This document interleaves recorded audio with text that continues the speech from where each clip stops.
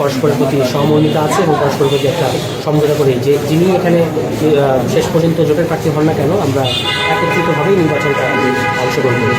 যদি আপনি জোটের প্রার্থী নির্বাচিত হন এবং পরবর্তী নির্বাচনের ফলাফলে আপনি জয়ী হন, তাহলে আপনার এই আসনের মানুষের ভাগ্য পরিবর্তন কী করতে চান? আমাদের অনেকগুলো পরিকল্পনা আছে পলাশ কেন্দ্রিক অর্থনৈতিক কেন্দ্রিক, সেগুলো আমরা আমাদের বিভিন্ন উত্থান বৈঠক ইতিমধ্যে বলেছি। ইশতেহারের মধ্যে সেগুলো আরও বিস্তারিত বলা থাকবে। যেমন এর মধ্যে প্রধান টার্গেট হচ্ছে তরুণদের কর্মসংস্থানের বিষয়টা, যেহেতু আপনি জানেন যে আমাদের একটা ইন্ডাস্ট্রিয়াল এলাকা। এই ইন্ডাস্ট্রিয়াল এলাকা আমরা বলেছি যে এটা স্বনির্ভর পলাশ।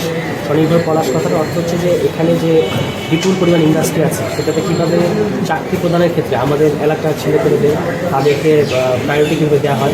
এর বাদে আমাদের অবকাঠামোগত বেশ অনুন্নয়ন রয়েছে, আমরা উন্নয়ন করতে চাই। স্বাস্থ্য, ইউনিয়ন ভিত্তিক ক্লিনিকের কথা আমরা বলেছি।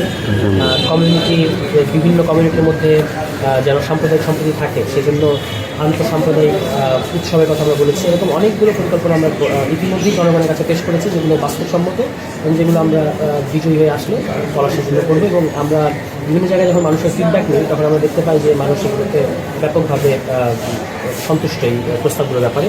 বিশেষত আইটি ট্রেনিং, কারিগরি শিক্ষা, এই ধরনের যে ট্রেনিং সেন্টারগুলো আমাদের পলাশে কিন্তু আপনি জানেন যে নাই। তো সেই ক্ষেত্রে আমরা এগুলো করার ক্ষেত্রে প্রায়োরিটি দেবো যেন তরুণরা পলাশের থেকেই উন্নত মানের শিক্ষা এবং উন্নত মানের কর্মসংস্থানের ব্যবস্থাটা করতে পারে।